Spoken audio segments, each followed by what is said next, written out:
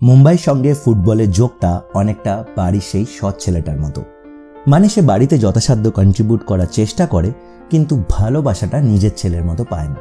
বেঙ্গলিরা, বিশেষ করে কলকাতা এবং শহরতলির বহু সংখ্যক মানুষজন ফুটবল নিয়ে যে মাতামাতিটা করে, ইস্টবেঙ্গল, মোহনবাগান বা মহামেডানকে নিয়ে যে অধিকারটা দেখানোর চেষ্টা করে, একজন মুম্বাইকার কিন্তু সেই আবেগটা কোনোদিনই ইন্ডিয়ান ফুটবলে দেখাতে পারেনি। এই প্রসঙ্গে শ্রদ্ধেয় মান্নাদের গানটা বারবার মনে পড়ে যাচ্ছে, সব খেলার সেরা বাঙালির তুমি ফুটবল। মুম্বাইতে ফুটবলকে নিয়ে গান বাঁধার সদিচ্ছা কোনো সঙ্গীতকার কখনো দেখিয়েছে বলে আমার মনে হয় না। Hey guys, this is let's adda, welcome back to my channel. আজকের টপিকটা একটু আলাদা, ডিবেটেবলও বটে, তাই পুরো ভিডিওটা দেখো আর নিজের ভিউটা কমেন্ট সেকশনে অবশ্যই জানিও। সো স্পোর্টস ইন মুম্বাই, নিজের ছেলে অবশ্যই ক্রিকেট আর সৎ ছেলে ফুটবল বলা যেতেই পারে।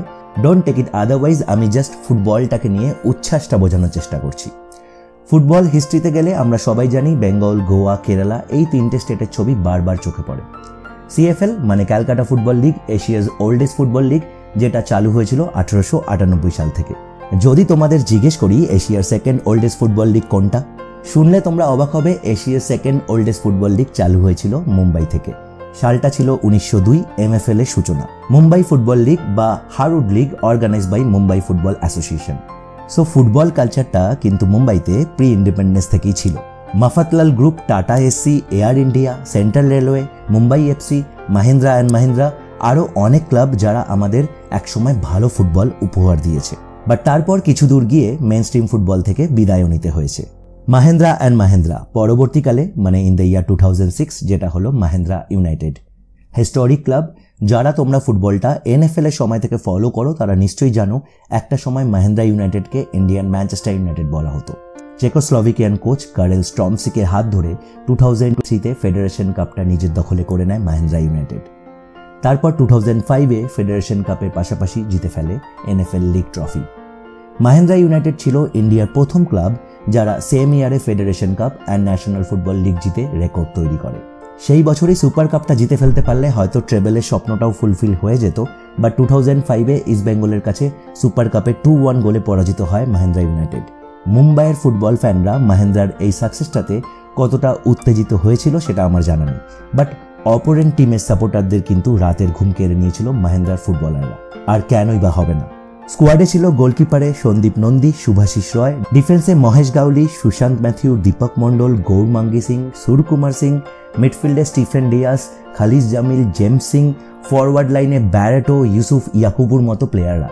পরবর্তীকালে 2006-এ মোহনবাগানকে হারিয়ে আইএফএ শিল্ড আর 3বার এএফসি কাপে পার্টিসিপেশন, তার মধ্যে 2বার গ্রুপ স্টেজে, আর 2007-এ এএফসি কোয়ার্টার ফাইনালেও পৌঁছেছিল মাহিন্দ্রা ইউনাইটেড। সত্যি যদি অ্যাচিভমেন্টের কথা বলি, মাহিন্দ্রা ইউনাইটেড ইন্ডিয়ান ফুটবলে একটার পর একটা নজিরবিহীন ইতিহাস তৈরি করছিল। আন্ডার 15 এবং আন্ডার 19-এর ফুটবলদের নিয়েও প্যারালালি কাজ করা শুরু করেছিল মাহিন্দ্রা ইউনাইটেড। বাট এত দূর পৌঁছেও আনফর্চুনেটলি মাহিন্দ্রা ইউনাইটেড কিন্তু হারিয়ে গেল। ভালো কোচ, ভালো টিম, ভালো ম্যানেজমেন্ট, দারুণ অ্যাচিভমেন্ট সবই তো ছিল টিমটার কাছে। তাও কেন সার্ভাইভ করতে পারলো না মাহিন্দ্রা ইউনাইটেড? ফুটবল কর্পোরেটাইজ হতেই পারে, টেকনিক্যালি অনেক এগিয়ে যেতে পারে, বাট একটা কথা ভুললে চলবে না, ফুটবলের ব্রেড অ্যান্ড বাটার হলো তার দর্শক, তার সমর্থক। মাহিন্দ্রা সবকিছু অ্যাচিভ করলো, যেটা পারেনি সেটা হলো তাদের প্রপার ফ্যান বেস তৈরি করতে, তাদের ফ্যানদের কাছে পৌঁছতে।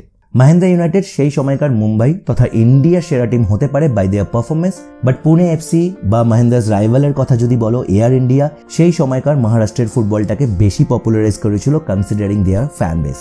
মাহিন্দ্রা ইউনাইটেড ব্যারেটো, ইয়াকুবু বা বেলোরাজাকের মতো প্লেয়ারদের রিক্রুট করতে কখনো কার্পণ্য করেনি। সায়েদ নাইমুদ্দিন, ডেরেক পেরেরার মতো বিচক্ষণ কোচ যারা যথেষ্ট কন্ট্রিবিউট করেছিল মাহিন্দ্রা ইউনাইটেডের জন্য। বাট কোর মুম্বাই বা মহারাষ্ট্রের নিজস্ব প্লেয়ার বেস ছিল না টিমটাতে। যে কোনো ক্লাব আর ফ্যান বেসকে আরও বেশি শক্তিশালী করে তাদের লোকাল বয়েজ।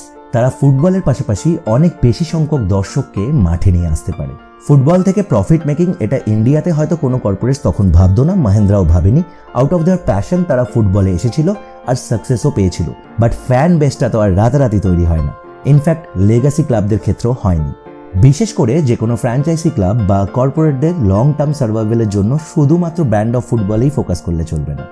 সাকসেস দেখে কিছু সংখ্যক মানুষ ফর দ্য টাইম বিং তোমার ক্লাবের অনুরাগী হতেই পারে, বাট যখন সাকসেস থাকবে না, দিনের পর দিন ট্রফি আসবে না, তখন একটা স্ট্রং ফ্যান বেসই পারে একটা ক্লাবকে প্রোটেক্ট করতে। তাই ফ্যান বেসদের ওপর দায়িত্বটাও একটা ফ্র্যাঞ্চাইজি বা কর্পোরেট ক্লাবদের অনেক অনেক বেশি হওয়া উচিত, because they all are integral part of football. So আমার মনে হয় মাহিন্দ্রা ইউনাইটেডের ফিলোসফিটা হয়তো একটু আলাদা ছিল, আর তার রেজাল্ট আমরা সবাই জানি। সো মাহিন্দ্রা ইউনাইটেড বা এদের মতো আরও কিছু ক্লাব যাদেরকে নিয়ে আমাদের এক্সপেকটেশনসটা হয়তো অনেক বেশি ছিল, but in long run Indian ফুটবলে সার্ভাইভ করাটা সত্যিই খুব ডিফিকাল্ট, সেটা আরেকবারের জন্য প্রমাণ হয়ে গেল। মাহিন্দ্রা ইউনাইটেডের ডাউনফল বা ডিসব্যান্ডিং নিয়ে তোমাদের কি ভিউ তোমরা প্লিজ কমেন্ট করে জানিও। Till then take care and good night.